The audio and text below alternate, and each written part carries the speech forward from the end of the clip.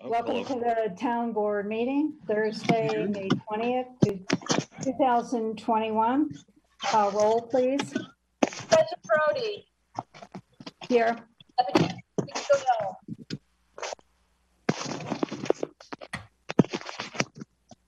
Becky? Oh, sorry, yes. Okay, here. Councilman Gutierrez? Here. Horace? Here. Oji? Here. Great, thank you, everyone. Okay, this evening we're having a presentation on affordable housing by Leo Blackman, Jeff Barnett-Wisby, and James Pardo. Whichever you gentlemen want to start, go right ahead. I think that's me. I wanted to clarify up front that I'm actually presenting for the Housing Board. And while the Housing Board, I think we haven't discussed it in detail, but I think is generally excited about the other two gentlemen's proposal for affordable housing. I'm actually here to talk about the survey. So I just wanted to clarify that those are two different presentations. We're not presenting together. With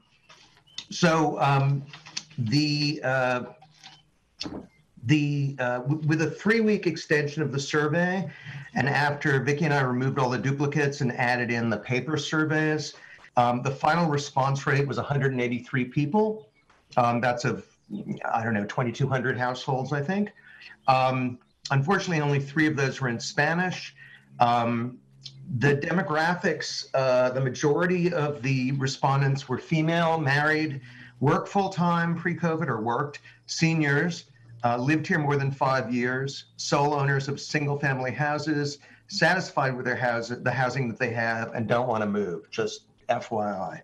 I think part of the reason for that response is that retired people like myself have more time, or are supposed to have more time, than the general working population. So I think the sort of tendency towards it being somewhat older than you might think is a partial result of that. We asked them if they're not satisfied, what were their primary concerns? And the 2 very significant ones were that the monthly costs were too high and the property needs repairs I can't afford. The most important factors in choosing a place to live, affordability was very clearly the winner there. But the next tier was privacy, yard size, enjoyable neighborhood, and low crime rate. But Victoria, there's no crime in Amenia, right? I was shocked to see that. Very little. Okay, I thought only when a group went from town to town, you know, taking things out of vehicles and stealing vehicles. I think they've moved on to another town. Okay, good. So there were only 2 text questions that were asked. In other words, not multiple choice, but where there was actually text. So Vicki and I spent a good amount of today trying to sort that out and kind of break it down into categories. So hopefully we did an all right job of this. But the answers to that question, I can find it. Lordy, lordy, lordy. Sorry, technical difficulty. There we go. The last piece of paper. The reason people want to move, first of all, we got 45 responses to that question. The highest count we got out of the 45 was 11 people needed more room. Their place was too small. That's not surprising. 7 either had noisy, messy, or difficult neighbors, or had issues about disabled access, or they were elderly and they wanted to downsize or couldn't deal with the maintenance on their house. There were 6 who just wanted to own a house, which they didn't. 5 wanted their own place. 5 wanted a location closer to family, work, or the market. And I'm sorry, and 10 was cost. That was higher up in the survey, so sorry about that. They were asked if they're unable to move, even though they want to, why not? And can't afford to and can't find a place were the primary responses. Again, not a big surprise. And number 19, we asked, do they have any additional thoughts about housing in Amenia? And this is where it got kind of interesting. The simple breakdown is that 61 were said that there needed to be affordable housing in Amenia, and most of them were pretty enthusiastic about that. So that's at least 2/3 of the people listed. There were 16 negatives. It was typically the role of government or free market. They didn't think the government should be involved with housing. They were concerned property values would drop, that there would be crime or outsiders or illegals moving in. There were a number of questions people asked about whether utility prices would be less, what affordable housing actually meant in terms of dollar value, where it might be located. There were suggestions. People thought that some people thought that having a one-family property to sell would be more appealing to them than clustered housing.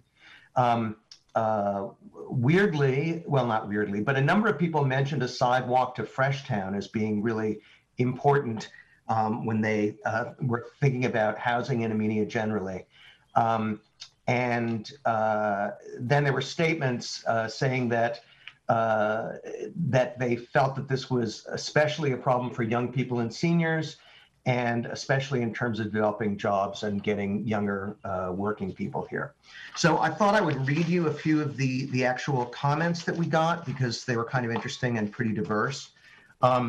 For reasons that people did want to move, I won't start with the first one because it's not very nice. The house is too small for my family. I'm a single mom with 3 kids.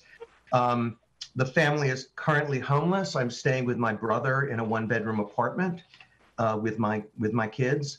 One comment was the town has nothing to offer in the way of everyday retail. Several people talked about living with their parents because they're not making enough money to move out. A couple of elderly people said that the lot rent, which I assume is for a mobile home, goes up each year more than Social Security, so they can't pay. Or an elderly person who wanted to retire and is looking for a small, affordable apartment and can't find one. And I don't think there are very many others. Someone said that rent was very expensive. They live paycheck to paycheck, and they said 90% of their pay goes towards rent. So that sounds pretty critical. The answers to additional thoughts on housing in Amenia. I guess I'll start with the positives, since that's happier, I guess, to start with. And again, it was 2/3 of the replies were positive, and maybe a 6th or a 7th were negative. Some of the comments we got is a need is desperate. There are no options for seniors on fixed income. The quality of conditions now would probably be unbelievable if town board members went to look at some of the apartments in town. That this isn't a problem just in Amenia, but that everyone in New York State who works is moving north because it's too expensive in Dutchess County and anything south of this. Someone said they needed a place that they could afford on a working man's salary. Someone said they wanted to live in a community where people of different classes can live. Someone said that this housing was necessary to keep the town lively, well-functioning, and healthy. Someone mentioned the people moving up from the city and that the property values keep going up, so there should be housing for those who already live here or need to work here. And they hope that having more affordable housing will keep families engaged and keep the school system alive. I'm just looking to see if there's anything else that's very different. It's desperately needed. Town should take the lead on this. I make a good salary, but it's tough to support a family of 4. There's very little help for middle class. Oh, this is good. It would help if I didn't have to choose between paying for food or the electric bill each month. And then we got one from an employer of a resort community here.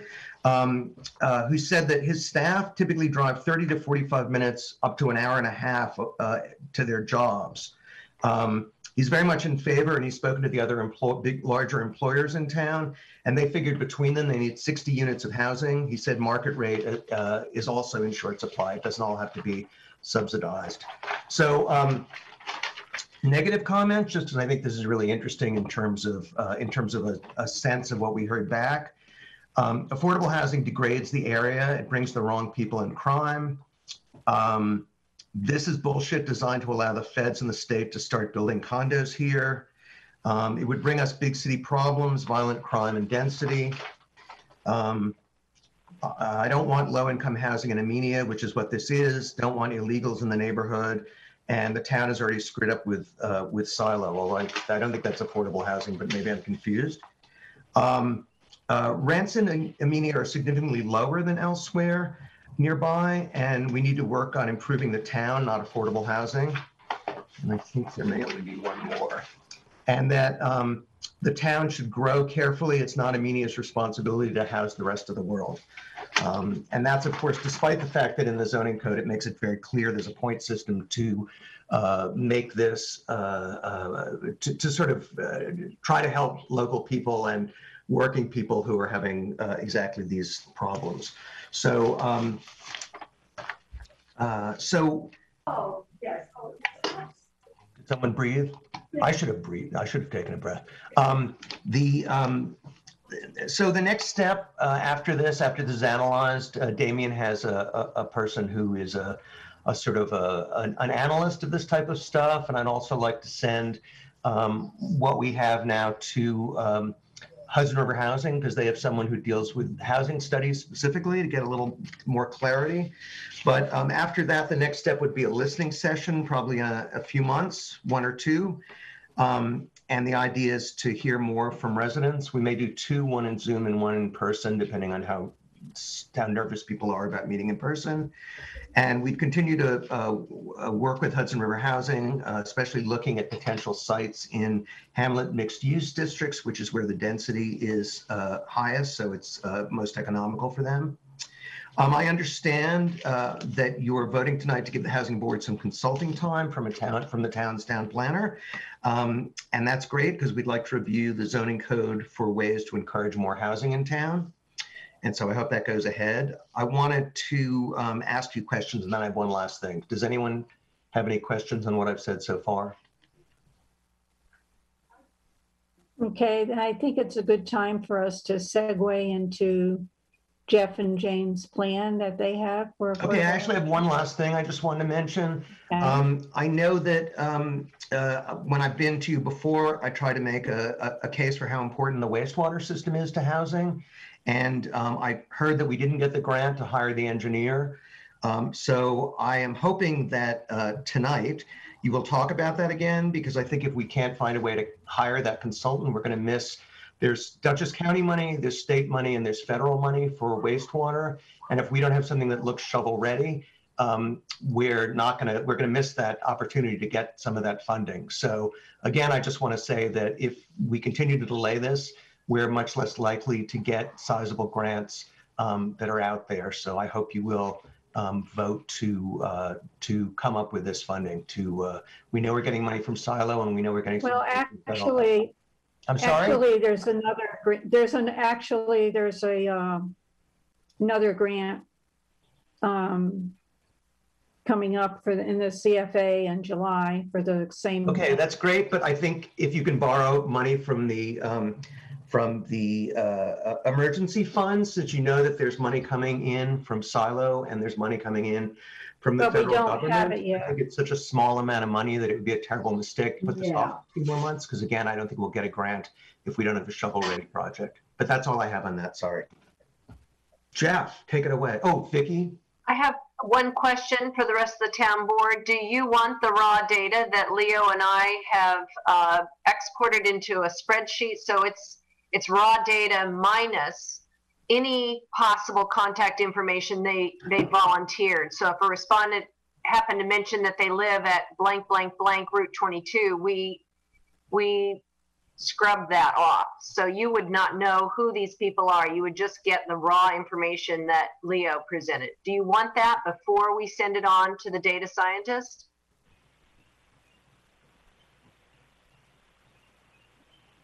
I don't think I need it. I don't think we need it at this point, I think. Okay, please let me know, or Leo know, if you want it, and we'll do that. Otherwise, We we're can just send going it. to release that anonymous information to the Okay. people who can interpret it for us. Thank you. Great, thank you. Okay, Jeff? Hi, and thank you everybody for having us this evening. Wooly, do you want to introduce yourself? Yeah, my name is Wooly Pardo. James is my legal name, but I've grown up going by Wooly. So if there's some confusion there, I apologize for that. But it's nice to meet you all virtually. So I think what Wooly and I want to do here is just take a quick moment. We're not going to take a lot of your time, but we want to introduce ourselves to the rest of the board that hasn't met us. And I think what we want to present is not necessarily a plan, but an approach. I think Wooly and I both feel pretty passionately about this town. I've been here a number of years, and this is Wooly's new adopted home. He's marrying sort of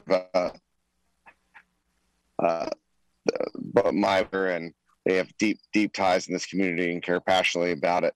I think my role on the Affordable Housing Board and my role as an employer in town, it brought me to the space where I recognize that there is a significant need for additional housing. And it doesn't necessarily have to be subsidized affordable housing, but we've been thinking about trying to put together some plans and see if we can make them pencil for some housing that is affordable. So this would be thinking about using some market rate funds, maybe collaborating with some other nonprofits nearby.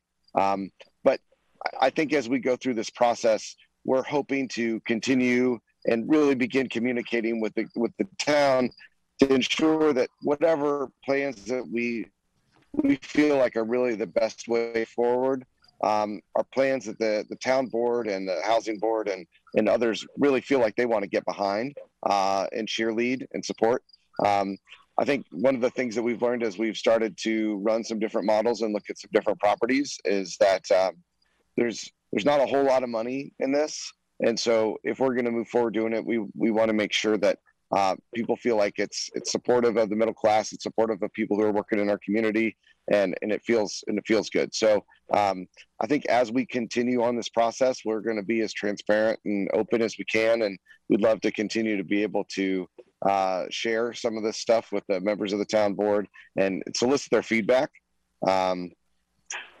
But thus far, all of the ideas that we've been kicking around have basically been around trying to look for places in downtown Amenia to create some density that support a walking community that also supports people not looking for large single-family homes, but people starting out or people retiring, sort of in that zone. Some of the things that have been identified in the survey. So. My experiences with the big project and Lantern and 10 Mile River, trying to move that project forward. And Wooly has a lot of experience doing development and construction down in Philadelphia, and he brings quite a bit of that up here with him, which is really exciting and a big help. So, Wooly, if you have something to add, that's great. Otherwise, we could open it up to any questions, or we could just even move along too. We don't need to take your time on Yeah, that. I think one thing that I want to add is that our approach to the construction of these potential multifamily properties or buildings would be to, my passion is sort of net zero passive a building, and we want to bring some of those to these types of projects so that we can create a flat utility payment for the tenants, because I know the average utility bill between oil, gas, electric, before you get to internet or anything like that, is several $100s a month in the area.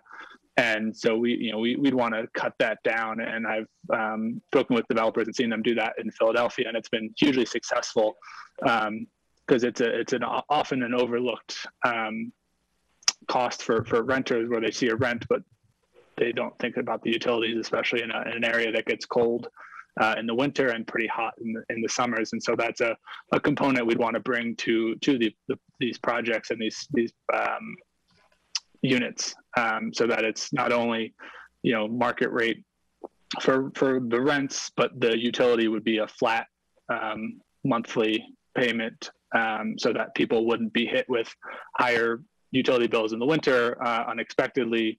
They would also be more comfortable, healthy, longer lasting. So there's just a lot of benefits to this type of construction that we'd want to do with these types of units. Yeah, so that's sort of what I wanted to add to that. I have a question. So when you say net zero, you're talking about net zero carbon buildings. Is that the term that you're using, or something different? So when I say net zero, I'm saying that the buildings produce more electricity than they consume. So you'd integrate most likely solar on the roofs to offset as much electricity as possible, and the goal would be to reach that net zero, or come as close to that standard. So that's what I mean by net zero. And so as you're part of your project, you build in those kind of highly energy efficient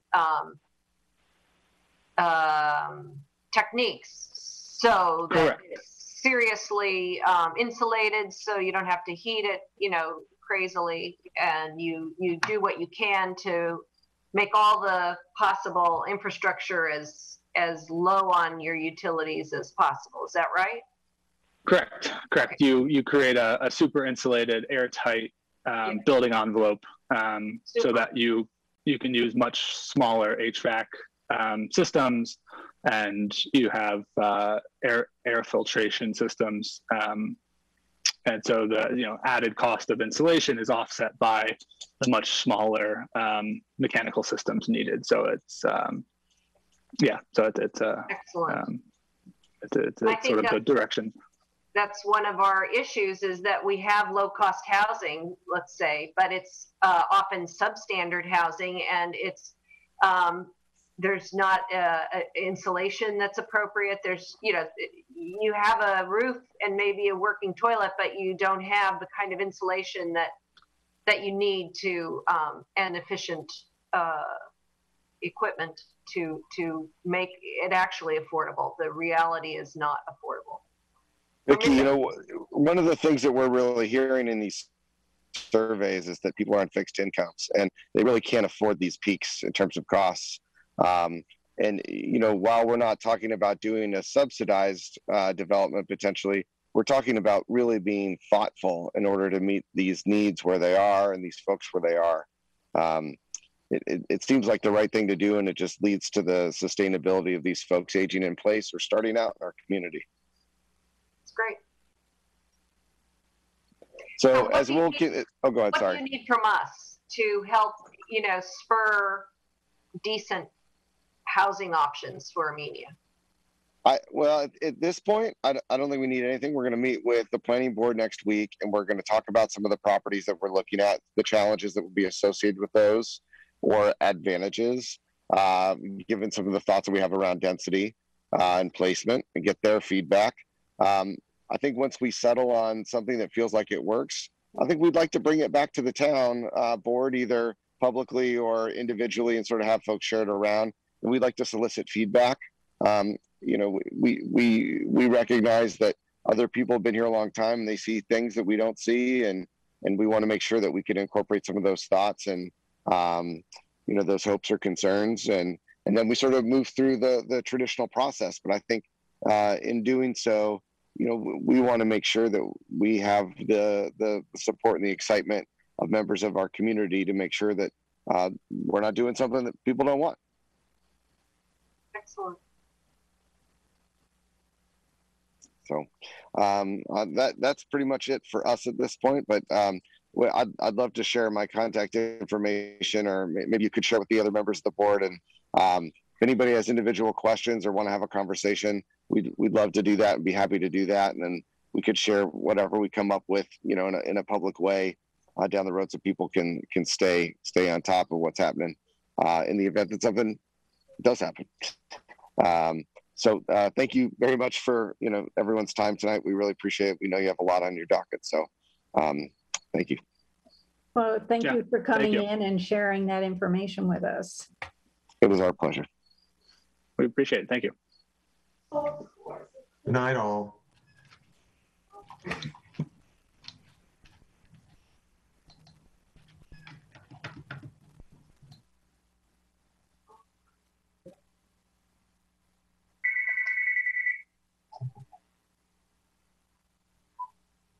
That's waiting for someone to meet. Okay, bye.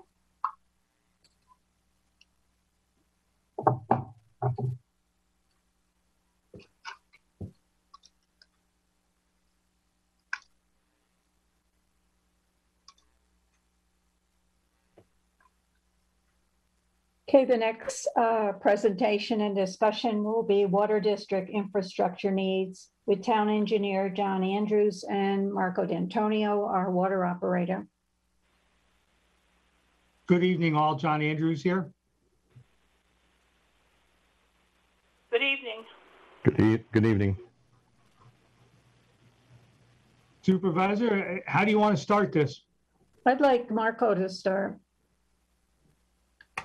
since he's the one in the trenches and knows exactly what we need, and then we can talk about, what we need to plan for. Because we already know that the pump house on Lavelle Road is in disrepair, but the other issue is that we have two very good producing wells in that particular area. So we need to come up with a plan to address the infrastructure needs, and also make sure that, we keep our wells that are, that are good producers. Okay. Hello, everybody. I was going to have John talk. The only reason I'll throw my input in every now and then is if you want to do that, that's fine, Marco. Yeah. I just, my allergies are killing me today. It's hard to read what I have in front of me, and I sent it to John. Sent it to John already, but it's basically going to be based off of the 2016 meeting that we presented to the town, and John's thoughts on it. We've talked about that earlier this week. Please, stop it. Okay, John, go ahead. I think, as Marco indicated, there was a presentation back in 2016. He provided us with that outline.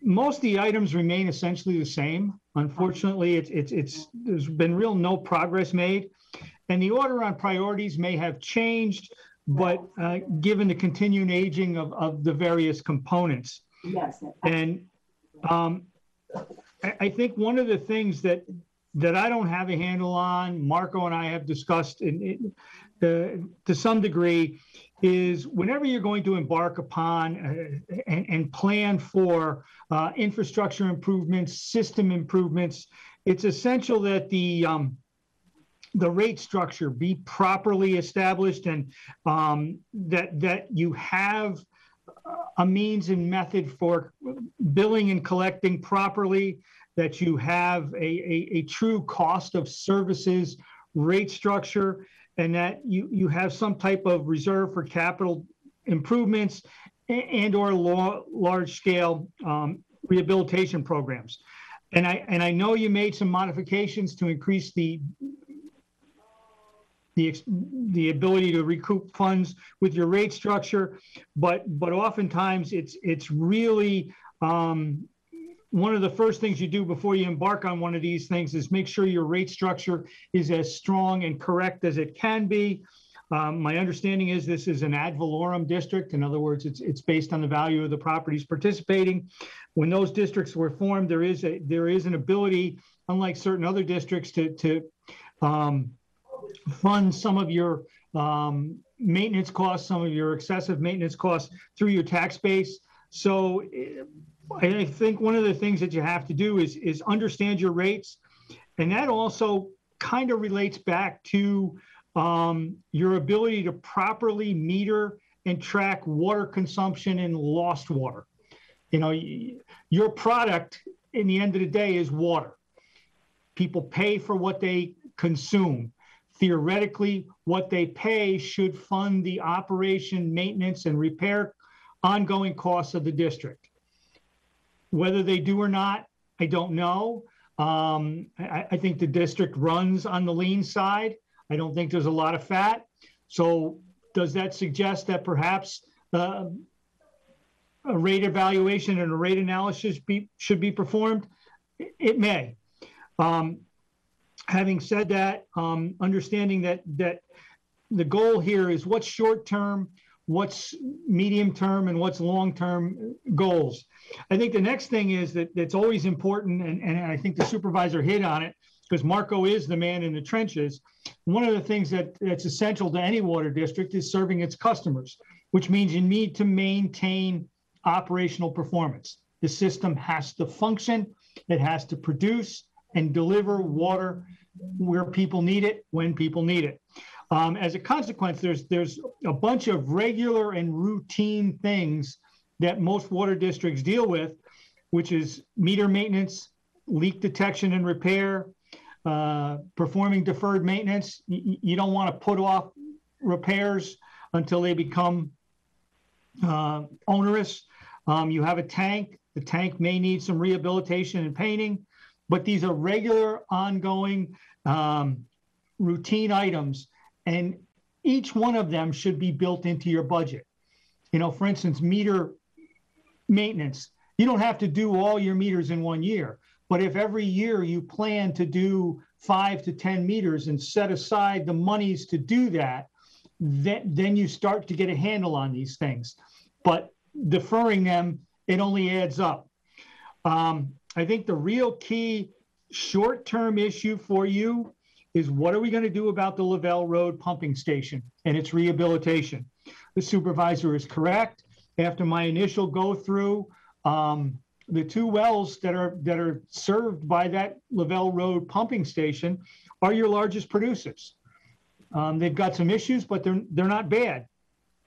In speaking with the health department and in speaking with Marco, the real issue with moving ahead with anything there is going to be what they call a GWIDI determination, groundwater under the direct influence of surface water. That well field is within 200 feet of wetlands. It's within 200 feet of an open water body, a pond. As a consequence, under the health department standards, you need to make sure that those production wells, and they are rock wells, they are relatively deep, they do have casings, but you need to make sure that what happens with the surface water doesn't translate to those wells. And there's a study that has to be done. It's a monitoring of physical characteristics between the actual well water and the surface water. There's also some pumping and analysis of microparticulates that must be done. It's a defined process. And if you're going to spend money to do Lavelle Road, you're going to need to have that determination done, accepted, and signed off by the health department. The issue becomes, if it is groundwater under the direct influence of surface water, the treatment methodologies change considerably. You would need to filter that water. Filtering brings costs, brings added expense, increases the size of the pumping facility you may need. So before you do anything with regards to Lavelle Road, that's probably the next step. That without a doubt, it's the next step. And it's something that Marco may be able to handle and give you a cost and scope of work outline. I think it would entail both Marco and myself probably sitting down with the health department, making sure we're all on the same page. But a lot of it deals with regular and routine testing and monitoring of not only the surface water, but the well water. Something I think Marco's firm can easily handle.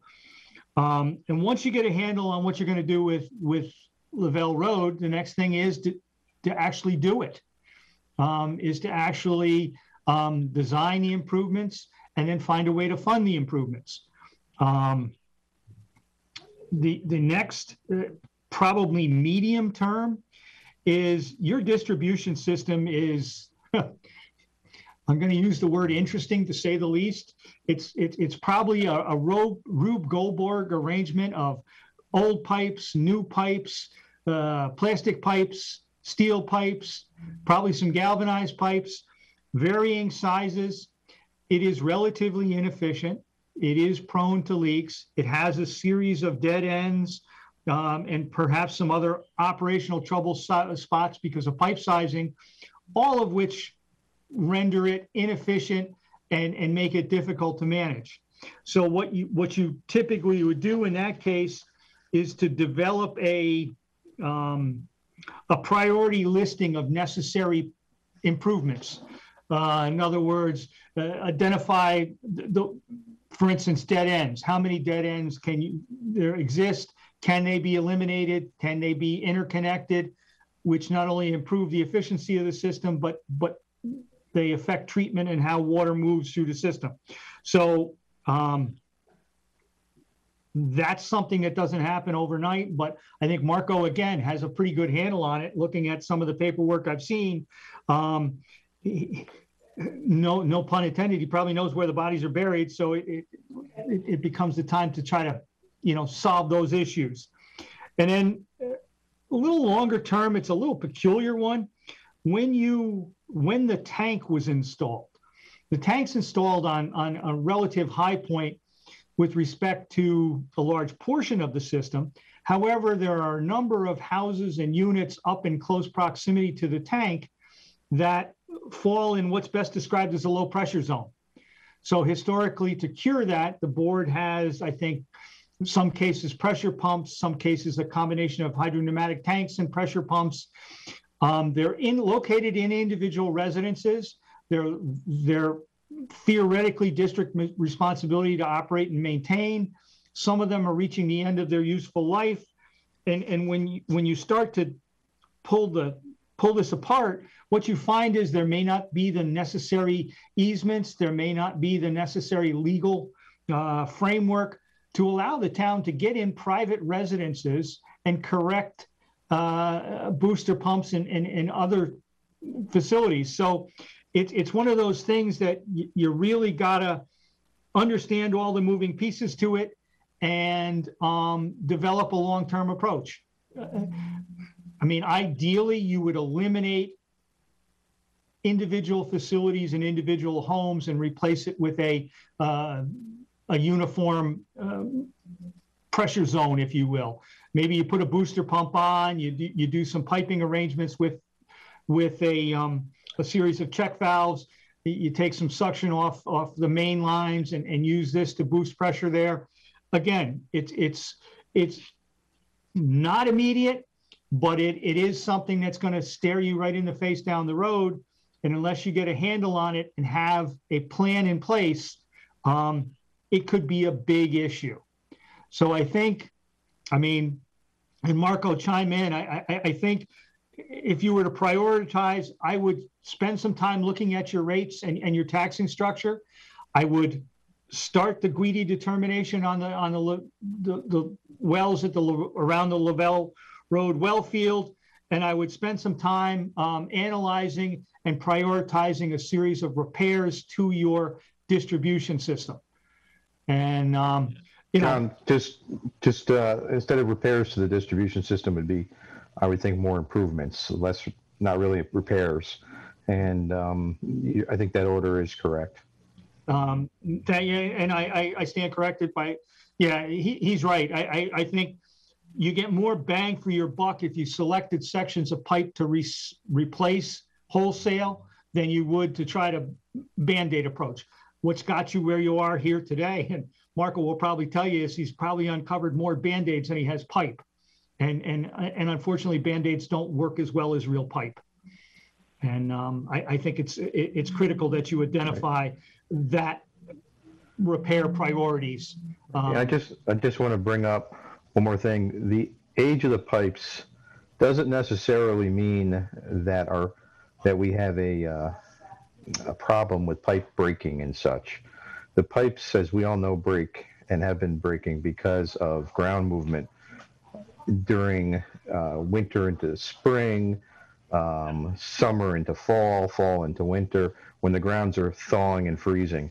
It's not due to the age. The pipes are definitely undersized, and we could provide a much more efficient system, like John was saying, with the correct size pipes, not only to feed our customers with the proper volume, but also, again, think of back in 2016, we talked about this ISO certifications for fire protection. So just remember, our fire hydrants out there are not meant to fight fires. They can supply water, but they are not meant to fight fires. We do not have adequate system for that. So just keep that in mind. And just to amplify one of the things that often occurs, particularly in water systems with the ground conditions that Amenia has, you've noticed in recent history, there's been a lot of like droughts and then real wet periods. When you go from droughts to wet periods, it's somewhat counterintuitive, but you end up with a lot of water leaks and water breaks because the ground has a tendency to dry out, and when it rehydrates in slightly different manners. So you'll often hear from your highway superintendent that there's now a runoff problem in a location that it never was before. And a lot of that has to do with drought. So the way the weather pattern has been, I know a couple water districts I've worked with have seen an increase in the frequency of their water breaks as a consequence to that, especially if the grounds aren't the most favorable and the conditions of installation were not the most favorable. And we also had improvements over the years. When I first took over this water supply many years ago, we were pumping approximately 200,000 gallons per day. And we are down currently, after all the repairs over the years, down to, on average, about 50,000 gallons per day. So again, leak detection, like John mentioned earlier, we went around and did, over the years, leak detection. We found a lot of the Band-Aids, fixed them. But yes, we're still going to have pipes that are going to break. It doesn't matter if the system was new or not, like John was saying, because of ground conditions, pipes move, pipes will break. But the overall efficiency of the system and money lost that was previously wasted because of excessive water leaks in the system has been cut down dramatically. So now we're matching what we're pumping and what we're selling. And again, it's critical to keep a handle on what you produce and what you are able to bill for, because every water system has a what they call quote unquote lost water that you produce and send out, but you have no way of billing for. And what ends up happening is if you get out of balance with that, what you find is your water rates don't cover the cost of operation. And the last thing you want to do is have a water system that continually runs in the red and hasn't prepared itself for unusual conditions. That's why I started out my pitch on rates. And I'm not an accountant, I'm not a rate guy, I'm an engineer. But at the end of the day, when you turn around, if the money isn't there, that's when the real issues begin. Yes, and we also talked about back in 2016 with the rate issue, we were not able to apply for grants because one of the requirements for the grants was that our rates had to match our operations. We were way below operational cost. We're working in the right direction now, but again, 2016 we brought this up and we didn't fix it until just now. So we're going to have to catch up a little bit before we can start looking at maybe even grants. I have a question. Do we have an unusual high zero meter read? In other words, a lot of our meters since installation has been pretty, it's a consternation that they seem to just fail on a regular basis, and that although the original group said that they would replace it at their own cost, we have to pay the labor. Is that correct? And is this normal, or did we just get a bunch of meters that are typically unreliable? Well, in the beginning, the meters that were selected, as we talked about, Vicki brought that up, they were a lot of defects, and we got a lot of credit back from Neptune to replace the meters, and we settled on a certain number that they ended up giving us credit for. Right now, what I'm seeing out there, last meter read was pretty bad with meters that actually read but did not send out a amount of usage. So it's not necessarily, let's just understand the terminology. It's not a zero usage or zero read. It's a failed radio send. So the meter itself, in that case, I think we had something like 50. My report that I sent to you guys, off the top of my head, I don't know the exact number. The exact number was close to 50 that did have zero read capabilities or zero radio send capabilities. And so zero reads, it could be because the house is vacant and all that, but these were actually failed, and you can tell that on the report that I sent because the data that was sent had a bunch of semicolons with a zero attached to it. The semicolons with the zero attached to it means the actual meter failed to send the data. Okay. So that fails to send the data because of a radio fail. And is that unusually high?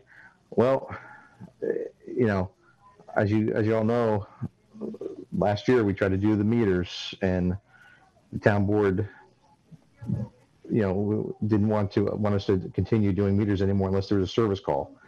So we haven't had any service calls. So right now we're in a pickle that we weren't servicing meters in the past, 2 quarters. So now we got to play catch up again. And if the board would like us to go ahead and fix those meters, which I think you would because you want to bill correctly and know what the usages are, and if there's overages, make the extra money that you need to make. Well, the only thing the town board wanted was to make sure when you were doing a service call that you contacted the person you were servicing. And I know there was an issue with us not having a lot of contact information. Correct. And we've worked very hard to get the contact information you need so that you can call ahead, let them know you're coming. And so that, when you're making a service call, you can actually, accomplish something with that call. Correct. And now you've provided the tools that we've been requesting for a few years now. It's finally come to us. And we can schedule those on a majority of the meters. There's obviously still people out there that don't have phone numbers associated with their accounts, or we've actually come across the couple that the phone numbers have been disconnected. So we try our means which we have done, making phone calls, setting up meetings. Some people don't answer, some people don't return phone calls. So if that's the case, we give you guys the information and you can send a letter stating to have your meter checked or pay a penalty. Which is exactly what we've been doing. And we also, when we sent a letter to a lot of people in the water district in order to get the information you need, right, in order to do your job properly, we have had to say, well, if you don't provide us contact information, you're going to have to pay a penalty. And we really didn't want to do that, but in order for you to do your job properly, and be able to address the meter issues, that's what we had to do. Correct. And I think you've gotten a lot of that information, and we're going to continue to send out the letters and ask the people in the water district to please give us contact information so that you have a properly functioning meter at your residence. Correct. Thank you. So would I assume that we provide money each budget, as I recall, when we can at least, into a capital reserve fund. Would is that considered a fee that we could use to help keep these meters repaired? or is that considered maintenance and not a capital improvement? I guess this is a technical question, but it seems to me that it would be smart for us to I know we can't really afford a lot of extra anything right now because we're really, really tight on the budget. But if capital reserve funds could be used for something that would help us recoup the appropriate amounts of money from meters that aren't reading properly, it seems like that would be a good use of that investment. Yeah, you're going to be forced to probably dig into that this year. I would suggest that we do that. Also, you're going to have a very expensive year this year, and probably going forward for the next year or so with sampling. So the sampling requirements have changed. We're now required to do, all water systems are required to do what's called PFOA, PFOS, 1,4-dioxane samples. They are extremely expensive, and they have to be performed per well once a quarter. You're talking each test, I believe, is around $650 per well. That's huge for our water district. And I'm going to get them, I got the health department to combine the wells testing where we can, because we're under the MCLs on our first quarter test. So we did get approval to combine the wells. But if we do get a hit, again, we'd have to split the wells out, and that adds to the cost of sampling. Lead and copper rules have changed. They just recently changed. I'm not fully up to speed on it yet. There is a seminar, and the health department's not fully up to speed yet either with all the changes, but there's going to be some modifications there, and we'll have that all up to educated. We'll be educated with the health department around the June-July timeframe this year. Well, one of the big changes for testing is testing for the PFOAs that the health department is requiring. And, and they have added some other requirements after that. So the testing has, the cost of the testing has increased because there's more things we need to test for, which is good, so we can keep our water supply safe. But nothing is getting less expensive in the water district. The materials for infrastructure, for the testing. So I like the idea of having the rate structure looked at, and so that we can see we do have some money in our capital fund, but I'm not sure if replacing meters is considered capital improvement. I'd have to look into that. Yeah, I wouldn't consider it, but one thing can I suggest?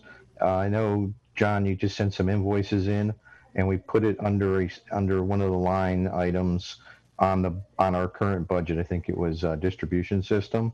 Something like that should probably come out of capital, because that was a large sum. That should come out of probably capital improvements, because that's what we're trying to do, is get to a capital improvement with the Lavelle Road, or Lavelle Road or well movement solution there. So probably that one should probably go under capital improvement, if you agree. Well, you just can't put anything under capital improvement, and if you're going to use funds from the capital funds, I mean, there's a procedure that you have to follow. You just can't take the money out and just use it. It truly depends on how that capital reserve fund was established. There are, and I wasn't around, and I'll defer to the supervisor and perhaps Mr. Lindars as to what may or may not be done. But I think, at least for the initial go around and the cost exercise for the Lavelle Road, I think we actually tried to set that up, Ian, if I'm not mistaken, so that it could be considered a capital, a cost assignable to that capital account, because it was by resolution of the board and by specific authorization. So I think there are some procedures that if you do your homework, you might be able to achieve what you need to achieve. I just don't know off the top of my head. Ian, do you want to Yeah, speak to ultimately, that, please? ultimately with the capital reserve accounts, it will depend on the type of account, John, you are correct, when it was created. So whatever a capital reserve account exists, you would have to pull the resolutions creating those accounts. Which we have done. Yep, and you'd have to determine what if it's a type account or if it's a specific account. And once you've made that determination, that will dictate how you need to, or what procedures you need to take to spend out of that account. But we have looked at the resolutions because we were tracking back to see when the account was created, how it was created. So we've been researching it and putting the information together. That information is being compiled. I haven't seen the final of that yet, but it is being compiled. Can I ask But the resolution did indicate whether it was type or the other. Most of the accounts appear to be type accounts, which would be more general accounts than a specific account.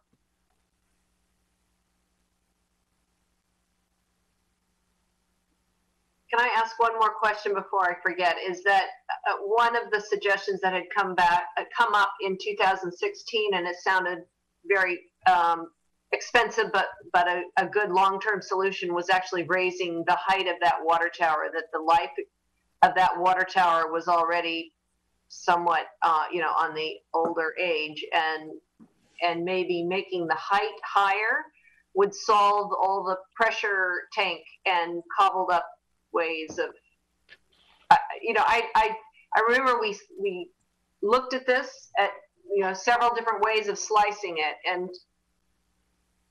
I think we need to do more homework, right? To figure out how to solve that issue, because there's three or four ways.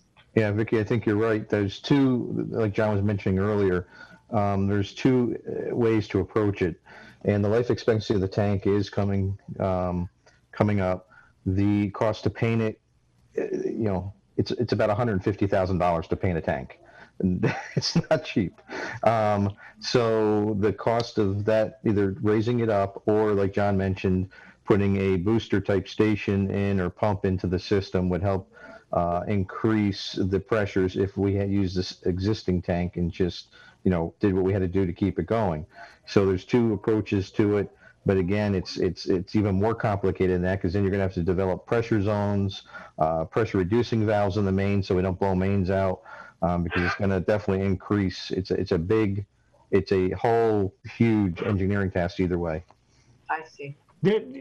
Quite honestly, raising a tank to achieve what you need, when you've got one that's in place, you've got one that yes, it's reaching the end of its useful life, but there's some stretch there, provided you take the proper maintenance steps. But I've put in a number of booster stations, water booster stations for small sections through the years. There are some very nice packages out there that are relatively inexpensive that you can put in. You might have to make some water main improvements. You might have to make some adjustments up there around the tank. You might be able to get in and put a small pressure reducing station on the pipe right outside this low pressure zone. And then, there are ways around it. But as Marco says, unfortunately, and it's a favorite line of mine, there are many ways to solve this problem, as there probably are engineers on the face of the earth. But in reality, you either elevate a tank or you replace that elevation with pumps. And in this case, probably the simplest option, since it's a relatively small area, is a relatively small series of pumps with perhaps a pressure maintenance, pressure reduce, so that you could raise the pressures up around the tank, and then as you drop down the hill, you could put in a pressure adjusting device and maintain the pressures down the hill. And it would actually help you that if there was a large flow situation down the hill, you can actually take advantage of some of the higher pressures at the top of the hill now. So there are ways to do it, but again, it's not something that's you're gonna snap your fingers. It does require some engineering analysis. It does require some mapping and some pressure monitoring of your existing system.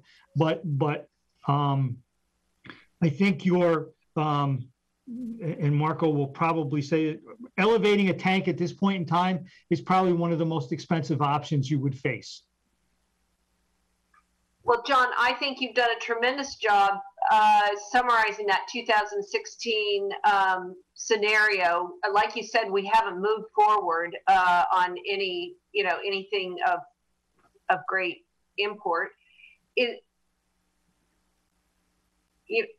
I don't know. It seems to me that the short-term thing, like you said, we need to address right away is the Lavelle Road situation. That's our most critical thing facing us. Other than operational difficulties, and it seems like Marco has a pretty good handle on those, I think really that's probably the next big ticket item that your district is going to have to address.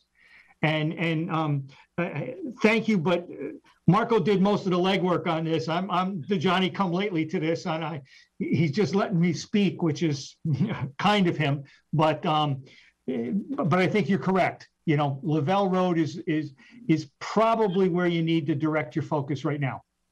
Would you agree, Marco? Yes, I would agree. And it's again, either when we talk about the Lavelle Road, we talk about either new pump house down there or relocation of the wells. Preferably because of cost and everything, I would love to see the relocation of the wells. But again, it's something we have to dig into. Weren't we thinking about looking up at the possibility of consolidating it all up on top of Lincoln Court? Yes. We were, but bear in mind, Lincoln Court is very small. You have 2 existing bedrock wells there now. And to add a third, you have 100-foot radius of ownership. You have 200-foot radius of control. When you start to put those things all together, it starts to vary off that site. Those wells, Marco will tell you, are rather deep bedrock wells. There's an expense to getting water out of them. One of them is starting to exhibit diminished yield, which is not uncommon in wells of that depth. So there was also a project many years ago on another piece of property, slightly downhill and adjacent, where they did drill a couple wells. My understanding is they still exist. I don't know whether it would be possible to acquire those wells or not and add them to the system. So there's, but the bottom line here is, yes, you either address Lavelle Road or you replace Lavelle Road. And given the volume of water that comes out of Lavelle Road, it becomes a difficult proposition to replace. Yeah, and John did bring up well number 5, which is up at Washington Court, is starting to give us some problems where it's not, I don't want to say it's running out of water because that may not be an accurate statement, but it's not producing like it should. We just recently replaced a few months back the pump and motor out of well 1. It's been running for a while at a very low gallon per minute rate. And the reason why, it had a hole in the pipe. So what was pumping up, half of it was going back down into the well. So pumping half up, half going back down because of the hole in the pipe. So that pipe was replaced. The pump and motor was replaced. Now we're able to produce a large volume out of there, and we're drying up the well. The well, because of the high mineral contents in our wells, because we do have hard water, I would suggest that that's called rehabbing the well. We do a surge cleaning of that well. I did get an estimate from one of the well drillers. There's not many around that can do this type of work. It's approximately $9,000 to do that, which we're going to have to do something. It has to be done one way or the other. We can't lose that well. So that's something to think about. The wells down at Lavelle Road, there's, again, well work would have to be done if we did bring those online. The testing, the one that's inside the pump house has to be reconfigured to be a pitless configuration. The well that was drilled in the wetlands that's outside the pump house produces a lot of sediment. So I would suggest on that well, we look at putting more casing in that well and possibly bringing it down a little bit deeper if we can to try to reduce the sediment. The sediment is a fine talcum powder type material, which could be the packing that's coming loose in the well. So that well is going to have to be, serviced too. Wells do need to get serviced over their lifetime, and that one is probably coming due, even though it's one of our newest wells. Do you have an invoice or a price for the repair for well 5?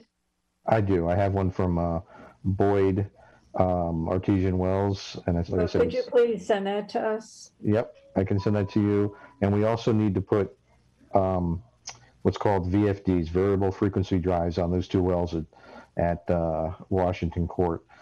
The reason why you want to put something like that on those wells is the pump, it will prevents the pumps from, when they come on and go off, from slamming on, slamming off, and it extends the life of the motors and pumps. It also makes them run more efficient, where you can throttle them down so you can set up a proper pump rate, and it's going to save you electricity in the long run. So that's something else, again, not cheap, but these are areas of improvement that we probably should start looking at. And if we can, I know we talked about it before in the past, if we want to save more money, looking at NYSERDA grants, solar, etc. Let's see I know we mentioned it before years ago, but we should probably do something to help offset cost of pumping.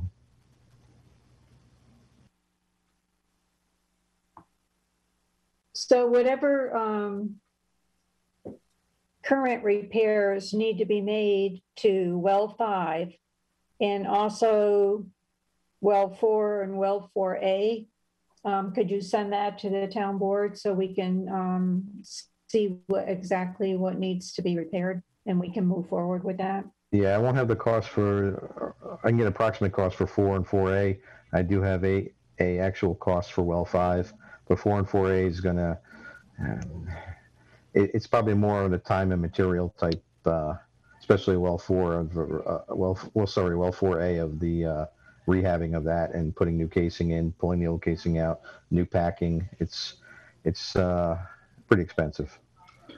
And so we need to have the cost of what needs to be done. Yep. Now.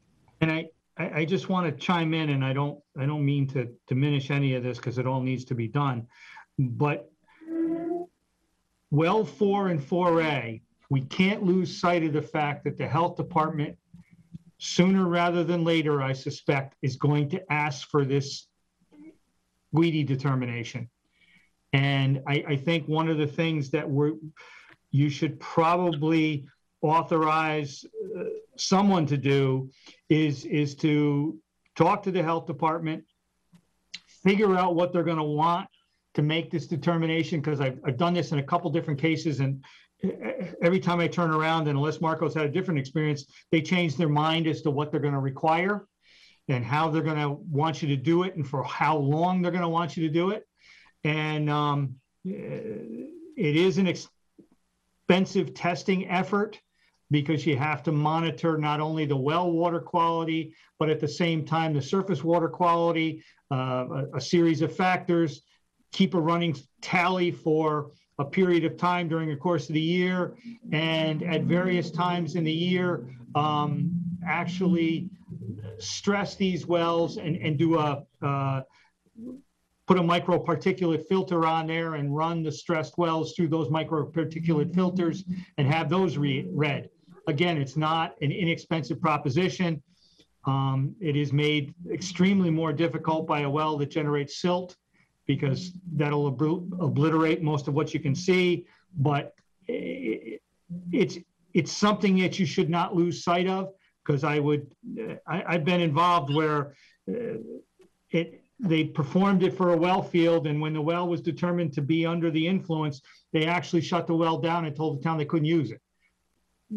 I wouldn't want that to happen with 4 and 4A. Marco, have you had any conversations with the Department of Health about this?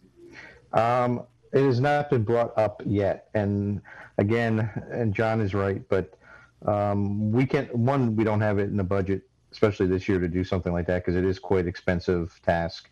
Not only is it expensive sampling test, but the man hours required. 2, dealing with the health department, as soon as I bring it up, they'll be like, "Oh yeah, all over it. You can go do it." But so would it be better for them to wait till they approach us and say, "We need this now"?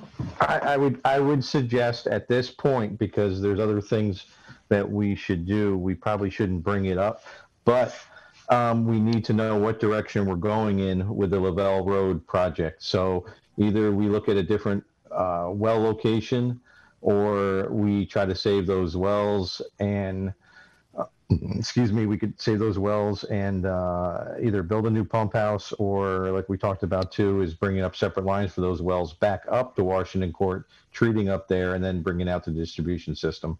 So I think we need to maybe do some more research of, if we're going to look at other well fields, look there, whether it is Washington Court or somewhere else around, if there's some land to buy.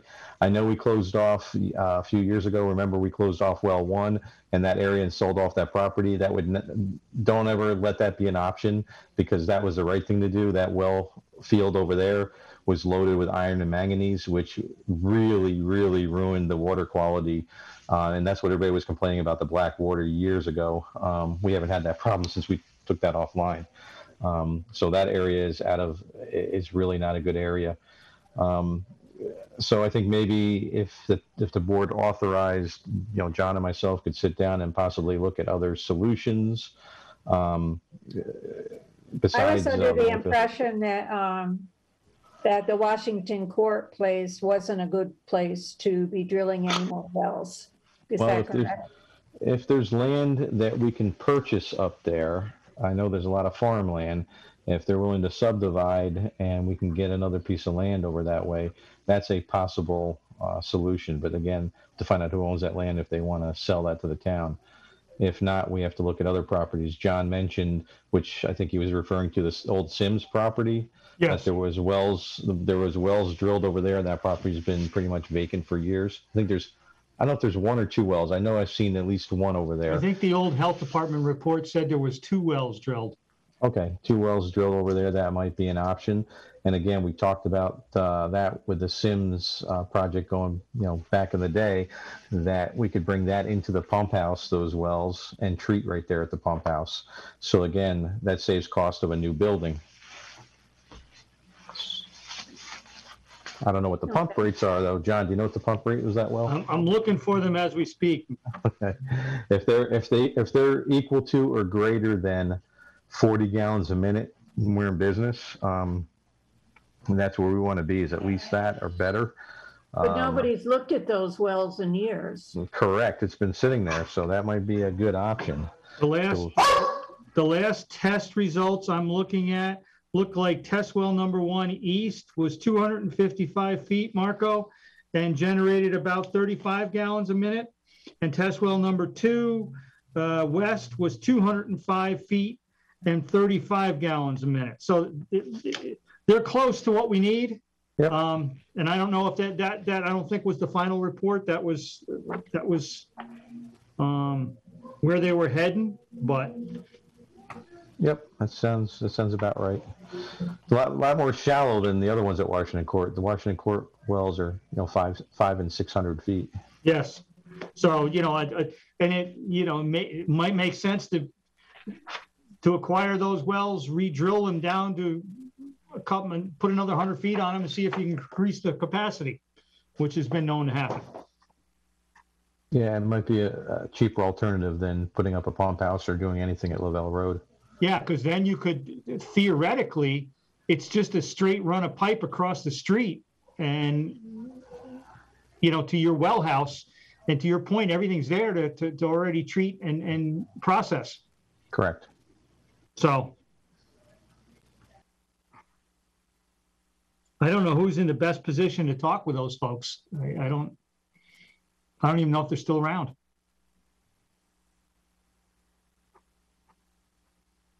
I think we need to have some discussion whether we approach it before we approach anybody about Oh, yes, obviously. anything.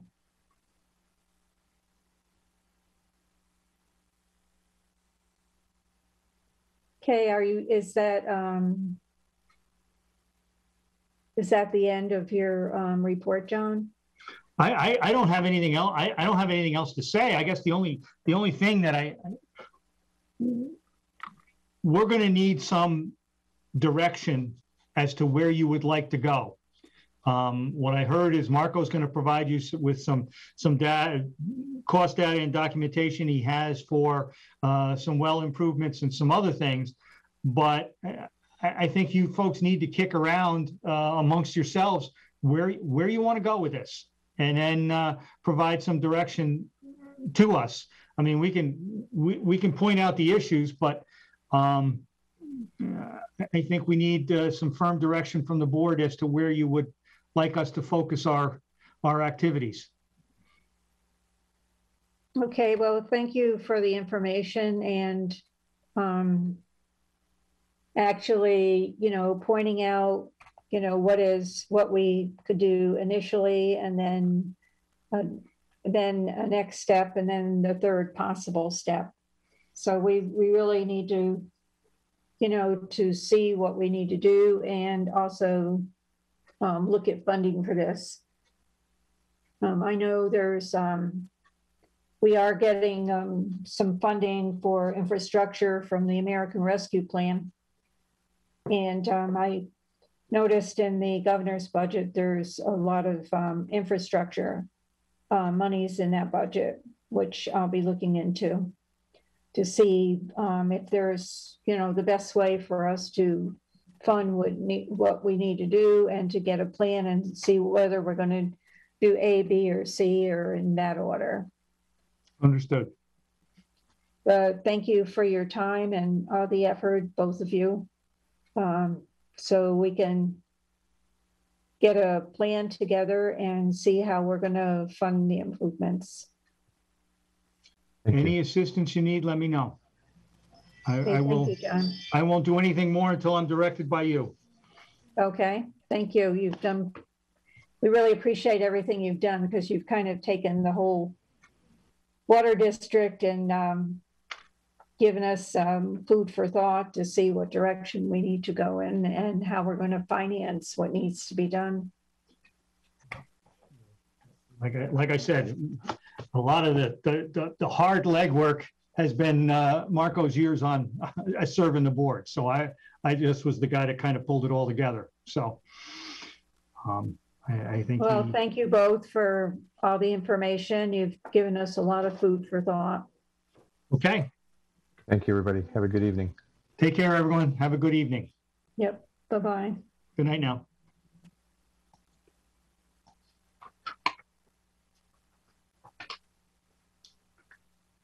Okay, supervisors report.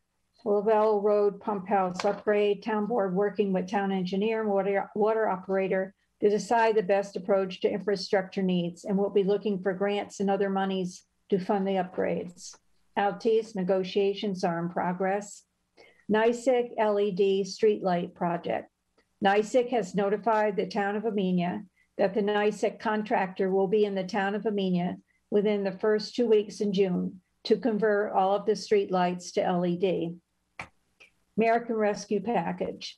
Supervisor Perotti attended Association of Towns American Rescue Package conference call on May 20th. The town of Amenia has not received any funds to date, and the Association of Towns is providing guidance about how this money can be used in addition to the reporting procedure. Town of Amenia COVID-19. The Amenia Town Hall will remain closed, but will be available to departments by appointment. Department extensions are posted on the front door. There's also a doorbell to the left of the main door. Each department is also available by phone mail, email, and secure lockbox on the building to the left of the front door. Face coverings are required. Signing the visitor log with contact information is required for contact tracing. Town board meetings and public comments will be held in person starting in June. Court in-person appearances have resumed. The town hall will be open to modified recreation activities with all COVID-19 protocols in place. In addition, the Recreation Commission, in addition to other boards and committees, will be able to meet in person as long as COVID-19 protocols are followed. Please follow the COVID-19 protocols such as social distancing and masks that make you feel safe. COVID-19 vaccine information. The Amenia Town Hall Gymnasium was a site for a Dutchess County pod for the Johnson & Johnson vaccine on May 17th. On that day, they administered 21 J&J vaccines at the pod, plus they were able to deliver additional vaccine to 5 homebound residents in our area with assistance from the Dutchess County Office of the Aging. Total J&J vaccines administered were 26. Vaccine information can be found on the Amenia Town Hall front door, channel 22, and on the website. Sign up on www.dutchessny.gov/vaccine info form or call the Dutchess County Coronavirus Information Line at 845-486-3555. Select option 1 to hear the weekly vaccine allocation updates, then select option 2 to be connected to the Office of the Aging and be added to the notification list. For anyone who is homebound, vaccine appointments can be made at 845-486-2555 to arrange for a vaccine appointment to be administered at home. Town clerk report. Good evening. I present to the board the minutes from March and April that were circulated and recirculated. Thank you, Jim. Has everybody else had the opportunity to read the minutes? Are you ready to make an action on those, or do you want to wait to the next meeting? I'm ready. Okay. Do you want to do them individually or just as a group? I guess individually in case somebody has a problem. Okay. So the first one, Everyone needs to unmute their phones. Can you hear me now? I can Yes, hear we you. can. Oh, okay. Okay, Jim needs to unmute his phone. okay, so the first one is March 4th. Motion to accept the March 4th, 2021 minutes as presented. I second it. Supervisor Prodi, Yes. Councilpersons Doyle, Yes. Gutierrez, Yes. Morris, Yes. Moji. Yes. The next set of minutes are March 18th. Motion to accept the March 18th, 2021 minutes as presented. I second. Supervisor Prodi, Yes. Councilpersons Doyle, Yes. Gutierrez, Yes. Morris, Yes. Moji. Yes. April 1st, Motion to accept the April 1st, 2021 minutes as presented. I second. Supervisor Prodi, Yes. Councilpersons Doyle, Yes. Gutierrez, Yes. Morris, Yes. Moji. Yes. May 6th, Motion to accept the May 6th, 2021 minutes as presented. I second. Supervisor Prodi, Abstain.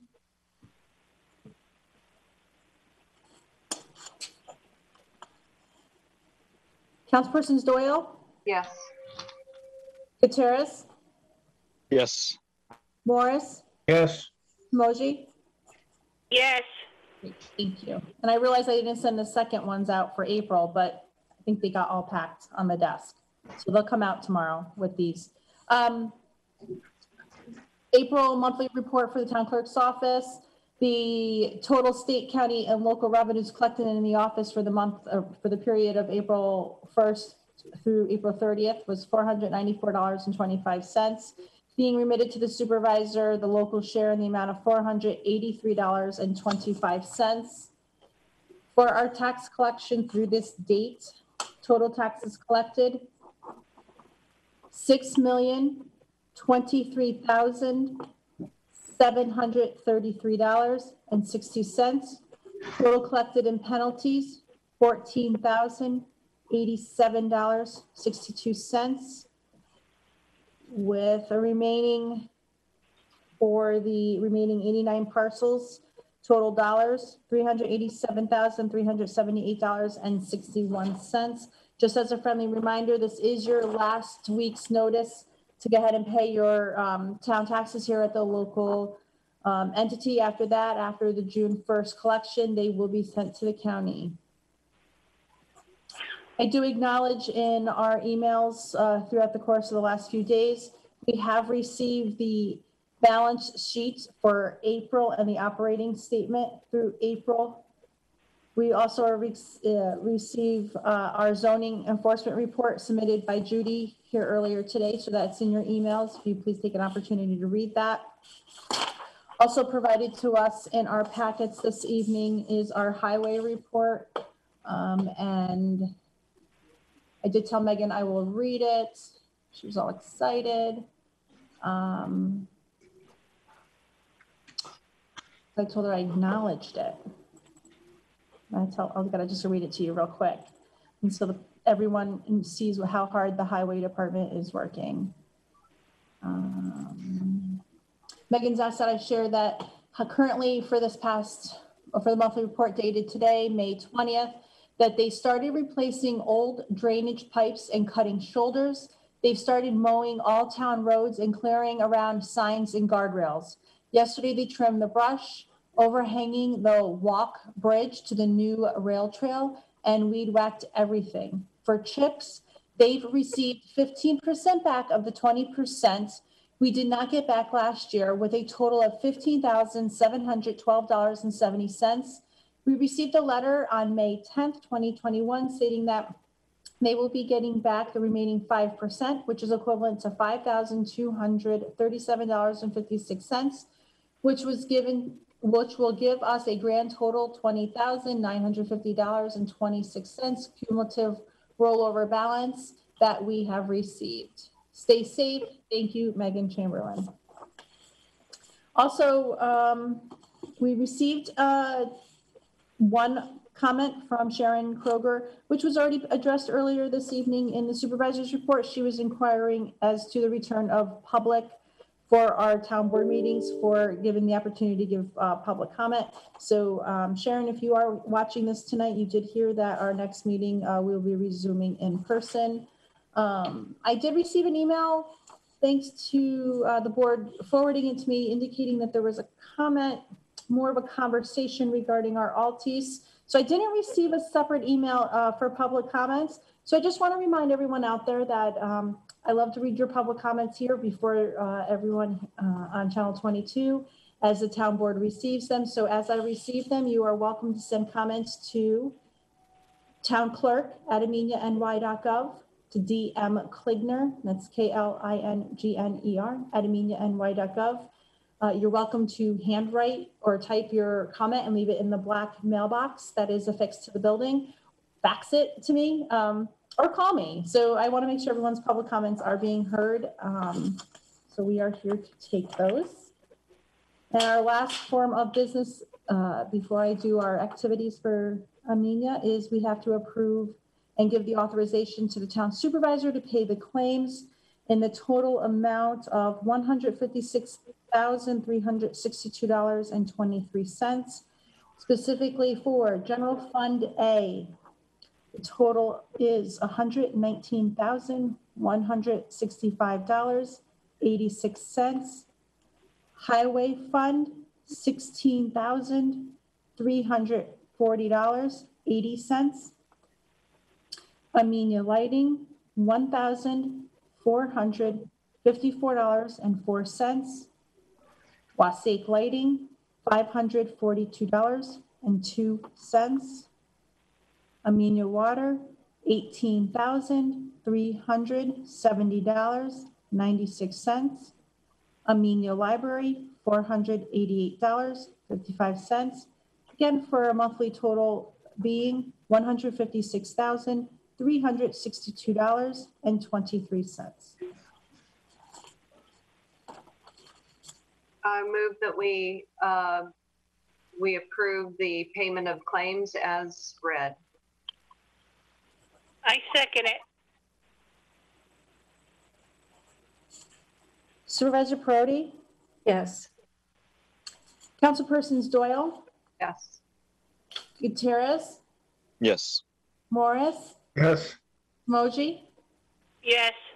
I share with you the Smithfield Chamber Orchestra is having their concert on May 29th. This is a rain or shine event. It's going to be held at the Smithfield Church. There is a $20 contribution suggested, but this is the flyer. So if you see it on our website or out and about in the community, know this is going on Saturday, May 29th. We all know we love our chicken barbecue, right? We can't say anything more great about our fire departments doing a chicken barbecue. Well, Amenia Fire Company's gone outside the box. No chicken here. We're going to enjoy some steak sandwiches, hamburgers, hot dogs, fried dough, fried Oreos, some beverages, French fries, a DJ cornhole tournament, a bonfire. So join us at the Amenia Firehouse on June 12th from 4 to 9 p.m. for some fun carnival food. So bring your appetite and enjoy the festivities. And that'll conclude the town clerk's report for this evening.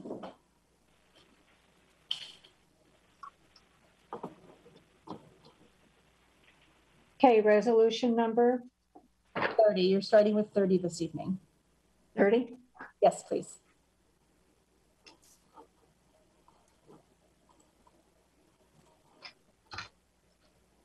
A resolution authorizing town planner, a KRF Incorporated, to assist the town of Amenia Housing Board in reviewing town zoning code regarding workforce housing.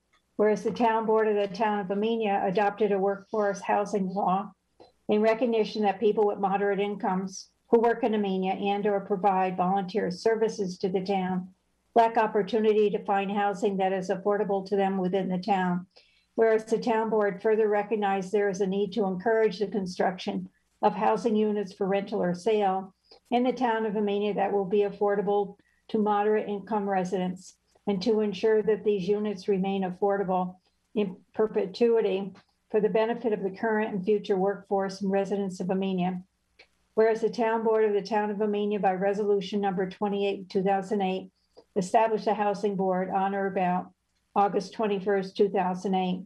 Whereas the workforce housing law authorizes the town board to engage Dutchess County or a qualified not-for-profit organization, government agency, or a private consultant to administer all or a portion of the workforce housing program under the direction oversight of the housing board.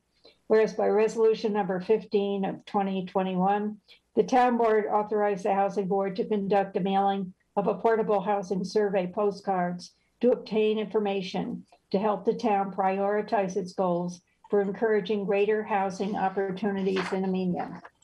Whereas the housing board is now requesting the services of a KRF Incorporated, the town's planner, to review the town zoning code to determine what incentives exist for the development of workforce housing and what locations are most appropriate for high-density residential housing pursuant to the town's comprehensive plan. Whereas the town board has determined that there are sufficient funds to authorize a KRF Incorporated to conduct such analysis in accordance with the fee schedule set forth in the town's retainer agreement up to a maximum amount. I believe, Vicki, it's $5,000. Yes, that was recommended. $5,000. And whereas the funds for these services will be paid initially from the general fund to be reimbursed by the town's workforce housing trust fund. Now therefore be it resolved as follows. The recitation above set forth are incorporated in this resolution as it fully set forth and adopted herein. 2, the town board authorizes a KRF Incorporated the town planner to conduct a review of the town zoning code to determine what incentives exist for workforce housing and what locations within the town are best suited for high-density residential housing pursuant to the town zoning code and comprehensive plan. The town board authorizes a budget not to exceed $5,000 for this project to be paid initially from the general fund and to be reimbursed from the Workforce Housing Trust Fund. The town board hereby authorizes the town supervisor to execute any and all documentation necessary to effectuate this resolution. Is there a motion? I'll make that motion. I'll second. Discussion. Yes. So quickly, Vicki and I talked a little bit about this over the weekend. And just to give the board full background, I don't know if everybody on the board has gotten some background on this, but we thought all the presentations that we had today were super timely and helpful in illustrating why there's a need to clarify some of our goals and our law around affordable housing. So just for background, we have, I'll give the full background here. So initially when I joined as liaison of the housing board, one of the activities that I encouraged the board to consider was the development of some goals for what they would like to accomplish as a board. Obviously we do have code, we have law that's written, that's part of our existing code that outlines some of the responsibilities of that board. But further than that, in just the general mission and sense of incentivizing and facilitating the development of affordable housing in Amenia, I thought it would be good to just have like, hey, what are you guys chasing? What are you guys hoping to accomplish? And one of the members, Tracy Saladay, made a really great suggestion, which was, some of the other, some examples that she's seen of other boards setting their goals had sort of specific targets, like we would like to see the stock of ADUs increase by 5% in the next 3 years or something. That's an example, not a real goal that was discussed. So, that was an intent to sort of provide some structure and guidance to the housing board. Because, frankly, I don't think that there was a ton of clarity on exactly what their role and mandate was, and that that responsibility falls with us at the town board. So after that, and this was most recently, and it was sort of what inspired Jeff's presentation to the board today, the town board here, we received a number of questions from Jeff about sort of the rules, like how does this work if I want to develop affordable housing in the town of Amenia? And as a housing board, during our last meeting, we sat and we went through the code and looked at some of the specifics that really were very specific to a sort of density bonus for a new development. And, they outlined some of the requirements for eligibility, for, qualifying for workforce housing. They referenced some of the criteria that, you as an applicant would have to meet as far as sort of income and those preferences for certain job types and all that fun stuff. But really what we did is we got a list of questions from a potential developer that identified some, challenges and gaps with our current code, our current law.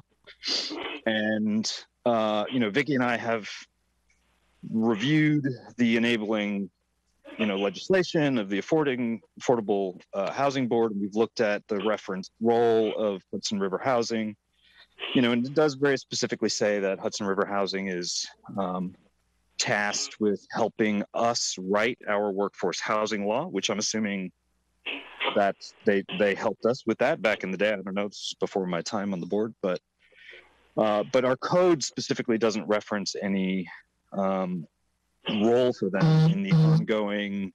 So leave him alone. in the ongoing development or any sort of, you know, legislative or incentive guidelines. You know, there's no clear role for what they should be doing, if anything. So I think actually when Vicky, when you and I discussed this over the weekend, you know, we talked about, do we need a planner to come in, or do we need a legal assessment? You know, you had suggested maybe Dave Everett or somebody who was familiar with some of the zoning specifics, who could come and help us sort through the gaps in our current code. And that might in turn give the housing board some guidance, or better, a clearer picture of what their role and their mandate should be. So, you know, I guess for me, for one, I'm a little surprised that this resolution ended up being written for a planner. And I guess my question would be, Vicky, then specifically, what are we hoping to get from a planner as opposed to a legal understanding of what it is that we can and cannot, you know, incentivize, what it is that we may already have as part of our code that might arguably not be legal under the current, you know, rules around how a town can incentivize or select applicants for affordable housing.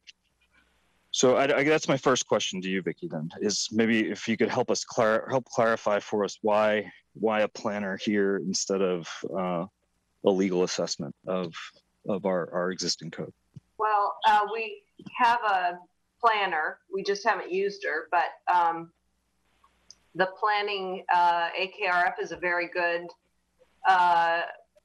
group that does affordable housing, is always looking at cutting edge. They focus on this kind of tool set that towns are using, and she has lots of you know, that's her thing, her forte. Dave Everett is a land use lawyer, and he's very good. But I think, you know, the fact is Ashley Lay is less expensive, worked on our comprehensive plan and zoning originally, so she's already relatively familiar, knows how it's put together. Not that Dave Everett isn't familiar with it, but she would look at it from exactly as this resolution put out. Thank you, Ian, for drafting this, because it basically explains why, you know, what the goal is for this exercise. And Ashley herself said, you know, it makes sense to start by looking at what zoning laws you have now, and then review and see how the incentives are currently and compare to what there are in the trends today. That's their forte. That's what they're looking out for, is what is cutting edge. And she said, you know, maybe she can make some suggestions as to how you can make more density available as of right.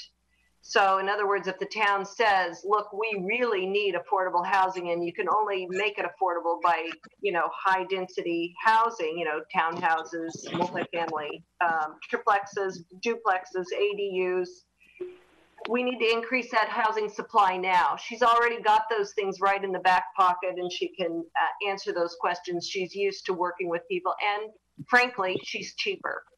So, better bang for the buck. This is exactly what they do. So if you want to use a planner, this is in fact exactly the way that you would use a planner, in my opinion. Okay. I mean, I guess I had a, you know, and I don't know, maybe others on the board chime in here, you know, I think that our current code is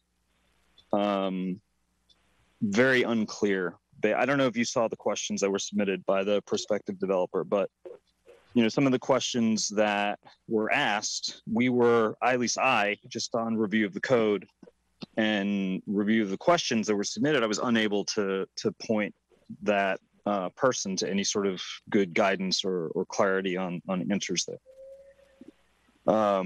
I did not see any questions, Damien, so I don't know what they were or how they would pertain to the code. Okay, I guess. Look, I feel like there's two issues at hand, which is, I don't know if we're going to get guidance from the planner, Vicky, on how to restructure our code and our laws and any sort of assessment of anything that we have on the books already that may be problematic. I don't know if we're going to get that, but I feel. I don't think at this level. I mean, she can make some suggestions of incentives as to how our laws compare to trends today. She can recommend some new tools if they aren't currently there, which I don't believe we have an as of right to allow duplexes, triplexes, and ADUs wherever they can be put in with Department of Health and all of those requirements. She can give a technical approach to modify our code. She can write codes. That's what they do. So it's not like you need a lawyer.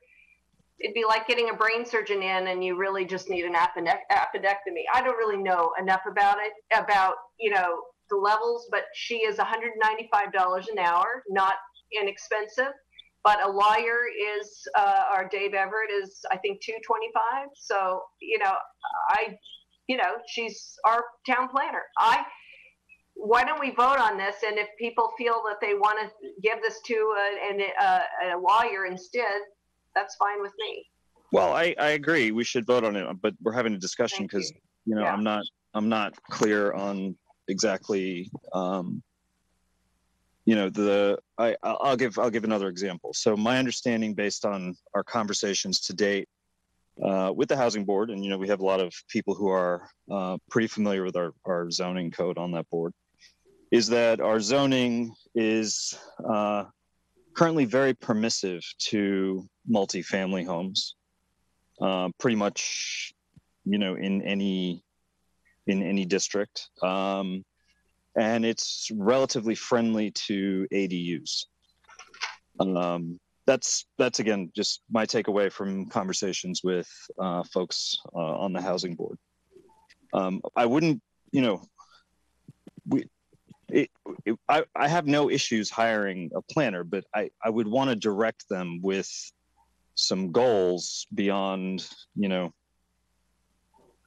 just give us sort of advice on, you know what I mean? She's going to analyze our law to see what we currently have for incentives.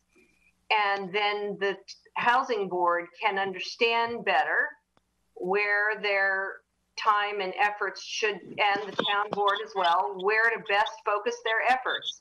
And if the town laws currently don't have all the bells and whistles that other towns might have, that would facilitate affordable housing faster, she can recommend those, take a deeper, more granular look at where we have holes, and then we can help tell her how to focus her next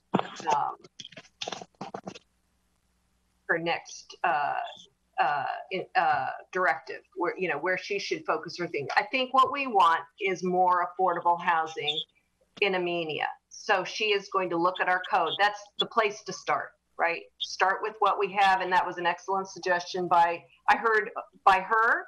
She said that's where you should start, and that's what Victoria said. Let's start there. I've talked to other people. They said start there. Start with what you have and make sure you understand it, because I don't think all of us know, even having put as much time, 2 years we've been working on the housing board, that we can pinpoint directly to one thing and say, oh yeah, we can do more with ADUs. Well, can we? Have we done everything we can? Where is our best time and resources going to be spent? That's the best thing to do.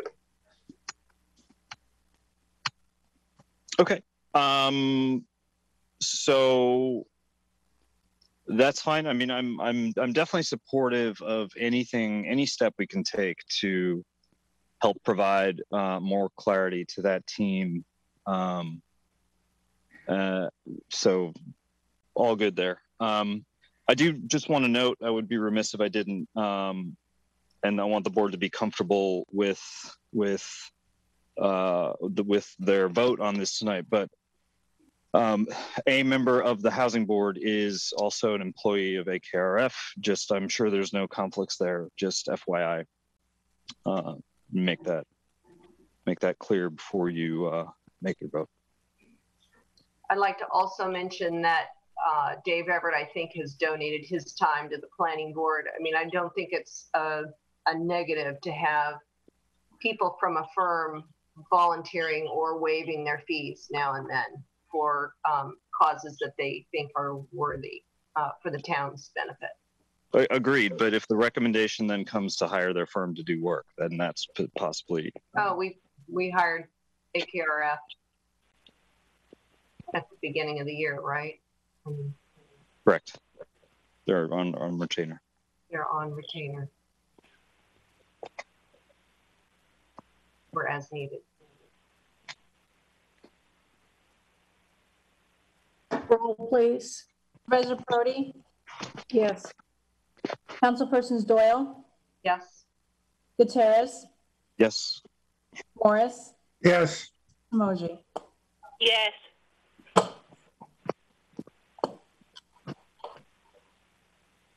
Okay, resolution number 31 of 2021.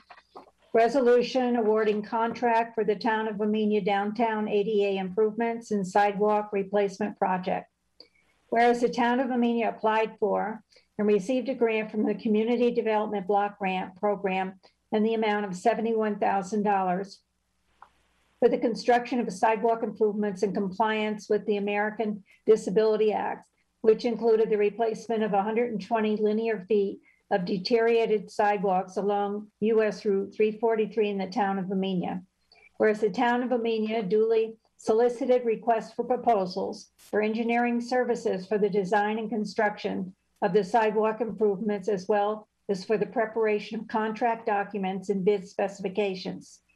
Whereas on February 20th, 2020, the town board awarded a bid for professional engineering services to Crawford and Associates Engineering and Land Surveying, PC, in connection with the preparation of bid specification and contract documents for the demolition of 120 linear feet of existing concrete sidewalk, existing sidewalk curbing, pavement removal, installation of 120 linear feet of new concrete sidewalks and curbing, along with pavement restoration.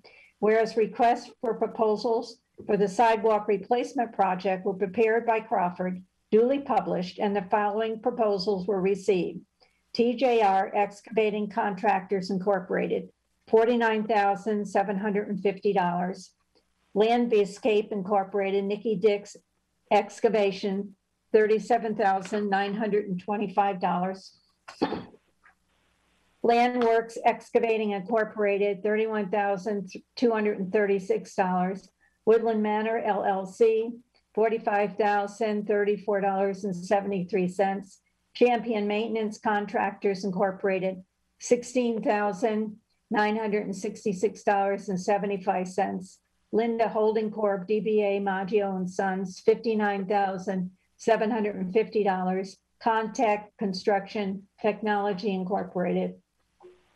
Whereas by letter dated March 23rd, 2021, Brian Lauk, Senior Engineer, Crawford and Associates Engineering and Land Surveying, PC, has reported that Contact Construction Technology Incorporated submitted the lowest responsible base bid and recommends that Contact Construction Technology Incorporated be awarded the contract for construction services in the amount of $30,000. Whereas the request for proposals also included an add alternate request for a price per linear foot for the replacement of additional sidewalk improvements beyond the base amount of 120 linear feet. And the following proposals were received. TRJ Excavating Contractors Incorporated, $425. Landscape Incorporated, Nikki Dix Excavation, $225. Landworks Excavating Incorporated, $1,824. Woodland Manor LLC, $347. Champion Maintenance Contractors Incorporated, $19.75. Linda Holding Company, DBA Maggio and Sons, $500. Contact Construction Technology Incorporated, $100. Whereas by letter dated March 23rd, 2021, Ryan Laug, Senior Engineer, Crawford and Associates Engineering and Land Surveying, PC, has reported that Contact Construction Technology Incorporated submitted the lowest responsible ad alternate bid and recommends that Contact Construction Technology be awarded the contract for the construction of an additional 50 feet of sidewalk at a price of $100 per linear feet. Whereas the town board determines that the sidewalk replacement project is a type 2 action pursuant to 6 NY-CPR 617-59CI and is otherwise exempt from environmental review pursuant to the New York State Environmental Quality Review Act. Now therefore be it resolved that the recitations set forth are incorporated in this resolution as if fully set forth and adopted herein.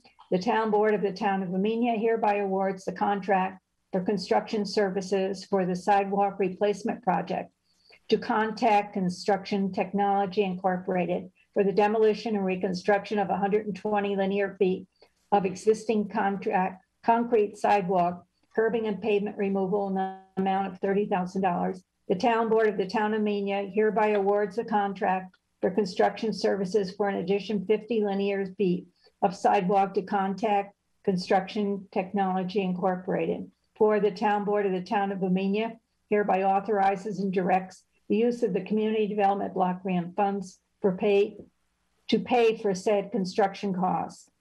5, the town board of the town of Amenia hereby authorizes the supervisor to execute the contract documents for such services after review by the attorney of the town and confirmation that all necessary documentation has been provided as required by the request for proposals. Is there a motion? I'll make the motion. Is there a second? I second. Supervisor Prodi, Yes. Councilpersons Doyle, Yes. Gutierrez, Yes. Morris, Yes. Emoji. Yes.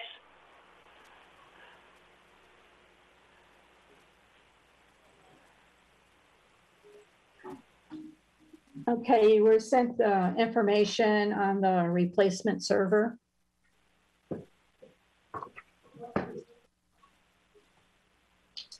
Resolution number 32. Resolution authorizing purchase of a replacement host server for the town of Amenia. Whereas the town board of the town of Amenia is seeking to replace the town's host server, which has reached the end of its useful life. Whereas it's necessary to replace the host server, as it is the central control center of the town's computer network, providing security for the town's computer network and backup systems. Whereas the town board is seeking to purchase a new Dell host server through the New York State Office of General Service Centralized Contracts, New York State bid, pursuant to the annex quote provided by Edmunds GovTech, which also includes 4 hours of labor for the installation and configuration of the host server. Now therefore be it resolved that the recitations above set forth are incorporated in this resolution as it fully set forth and adopted herein. The town board hereby authorizes the purchase of the Dell host server pursuant to the Edmunds GovTech quote for a fee not to exceed $3,900 for the purchase and installation configuration of the host server. The town board hereby authorizes the town supervisor to execute any and all documentation necessary to effectuate this resolution. Is there a motion? I'll make the motion. I'll second it. Supervisor Prodi, Yes. Councilpersons Doyle, Yes. Gutierrez, Sorry, mute. Yes. Morris, Yes. Emoji, Yes. Also, under other matters, we have a Resolution 33, a transfer of funds for May 2021. Whereas the town board has the authority to transfer funds when necessary or unanticipated to amend the budget.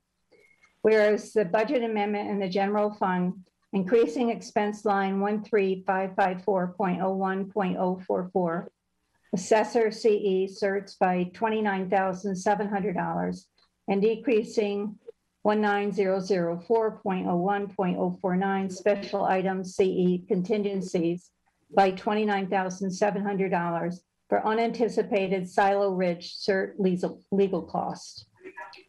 Whereas budget amendment in the general fund, increasing expense line 80204.01.048 planning CE conferences by $20 and decreasing expense line 80104.01.074 zoning CE supplies by $20 for increase in planning federation dues.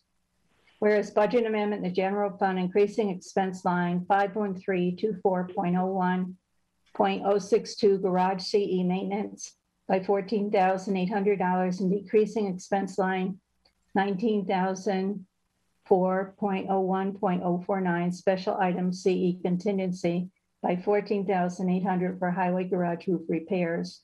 Now therefore be it resolved, the town board authorizes the transfer of necessary budget lines to process the transaction. May I make that motion? I'll second it. Can I have discussion? Yes. So I've never seen sartorial costs of $30,000 in 1 month. That is all for Silo Ridge. Is that one property or is that an amalgamation of properties? Is that the one Julie? No, this is actually the one in the budget is even though we did a tax cert settlement with Silo Ridge in July of 2019 and assessments didn't change after the settlement, they continued to file cert cases against the town to challenge the assessment to try to get their taxes less. What you were asking about was we, in addition to that amount for the cert cases, we also have a Julie Doran Article 78 lawsuit against the town that was initiated last year regarding assessment. And to date, that Article 78 by Julie Doran has cost the taxpayers $33,075. But she's not a homeowner. I mean, in Silo Ridge, is she? No, but the case has the Article 78 is filed with her name and Juan Torres on it. But she, you know, they're both responsible for the Article 78 and the $33,000 hit to the taxpayers. Thank you. Town board comments? I received an email from Vicki yesterday asking me if I would review. Wait a minute, we have to vote on this thing. Oh, yeah, that's why we didn't vote. Thank I you. seconded it, now we have to vote. Thank you. Okay. Supervisor Prodi, Yes.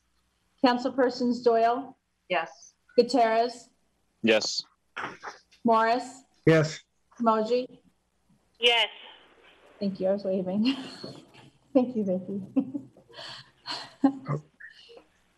All right.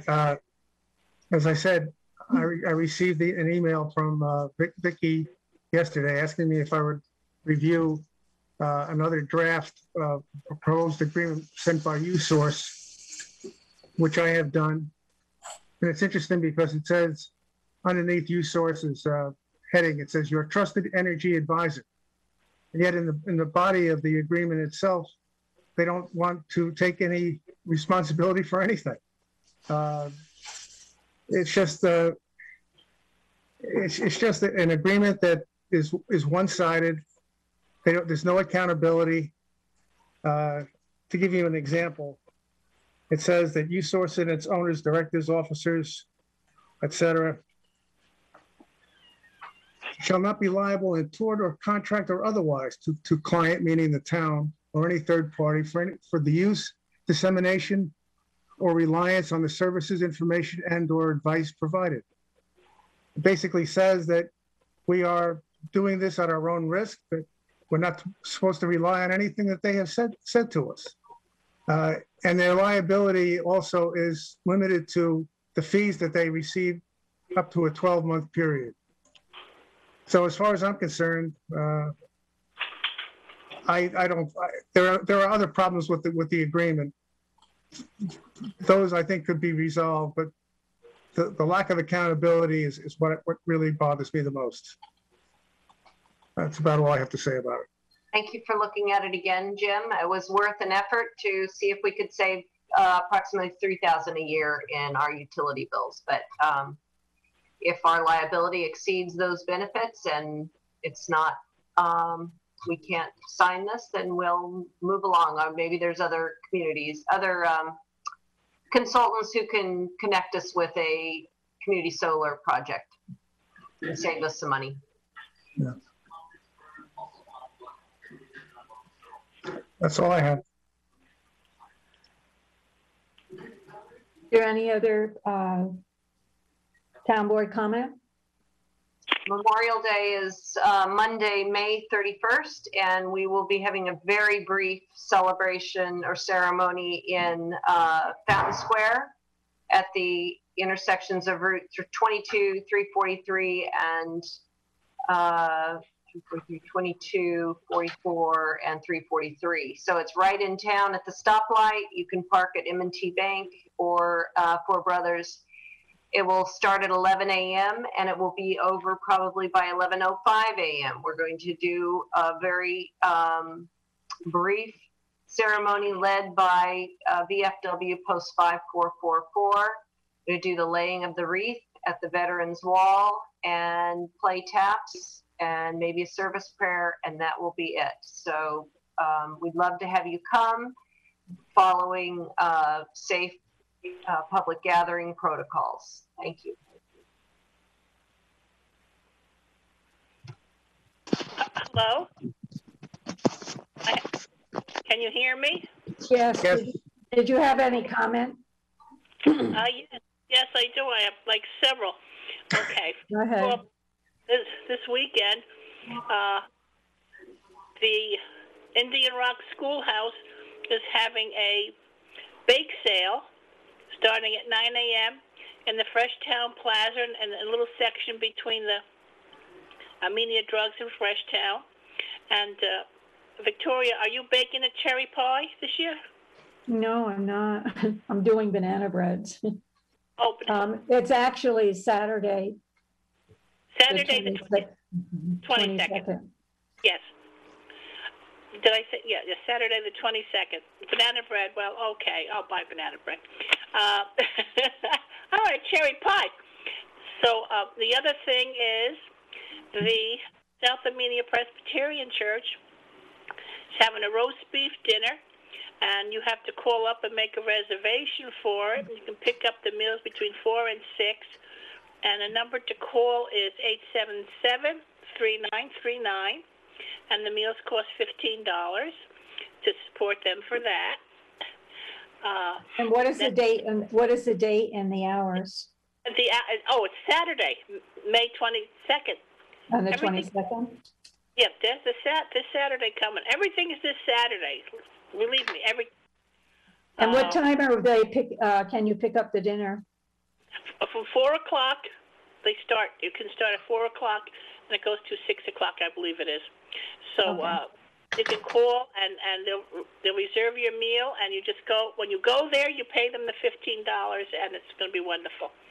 The other thing for other Amenia seniors is our Amenia Free Picnic will be held on July 31st.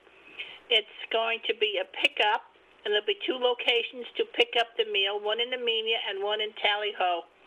And it's going to be at the Amenia Fire Company is cooking the dinner for us.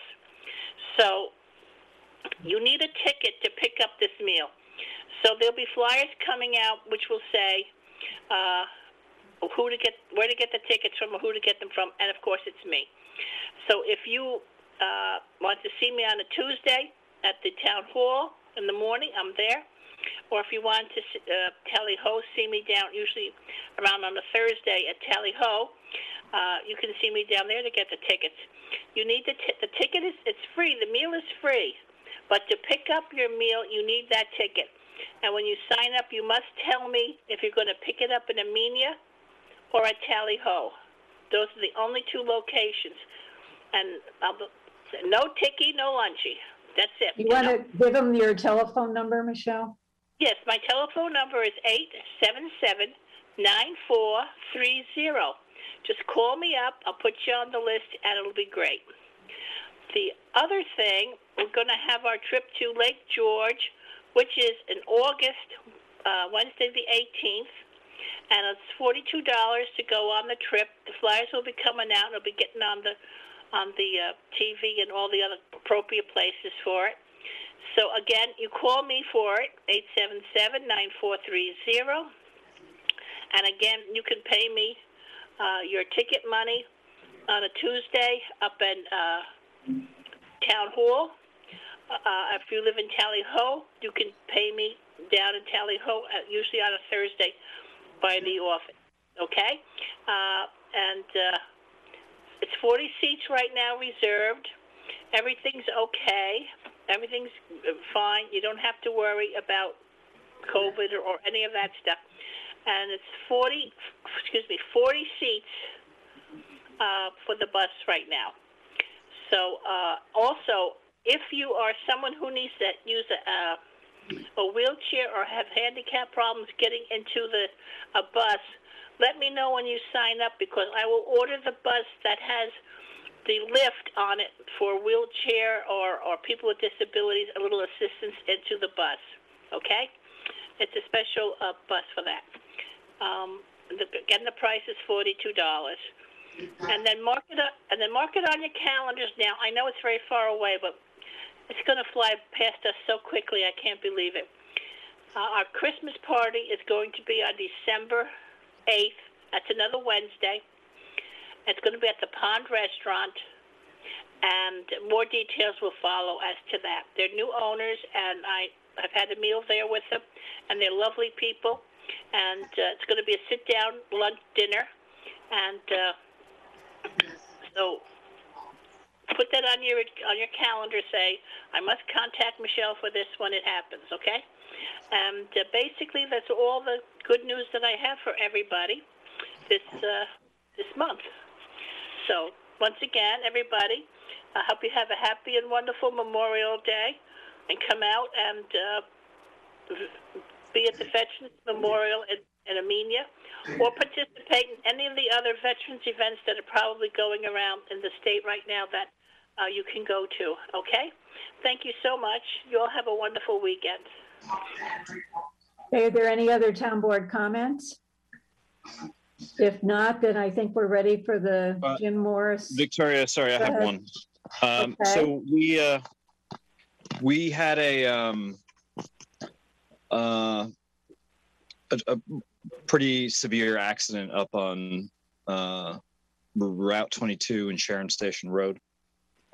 This was, I guess, last weekend.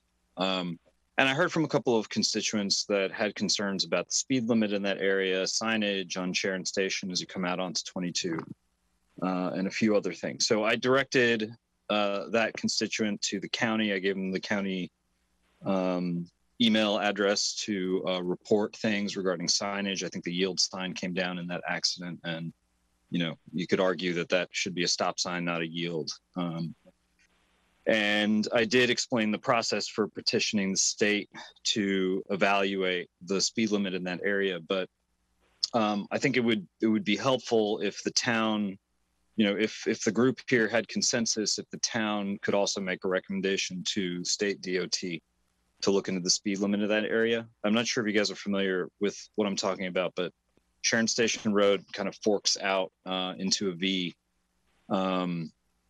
right there, and the part heading south has a yield sign, and 22 heading south just north of that intersection, there's a bend there. So it's a little difficult to see if somebody's coming really fast. And if you don't stop and you're just yielding, you can drive right into somebody coming, from up from behind you at a pretty high speed. So, I don't know if we want to do a quick little motion here or whatever, or Victoria, if you guys, think that maybe we could assist in petitioning the state to look into the speed limit of that area, I think it would be helpful. Well, we can, I can send a request on behalf of the town board to the state to, actually it would be the county. So it sounds like it's a county road. Well, it's the speed limit on 22, I think, is the problematic one. The signage on Sharon Station, that I did refer her to the county already. But well, we can have them take a look at it. Okay. And I'll be happy to do that. Can I ask another question or a request to Victoria? You had reached out to NYSEG. I guess it was somebody named Aziz. I sent them an email today and asked for a status. Okay, great. What was happening with the polls? I haven't heard back yet.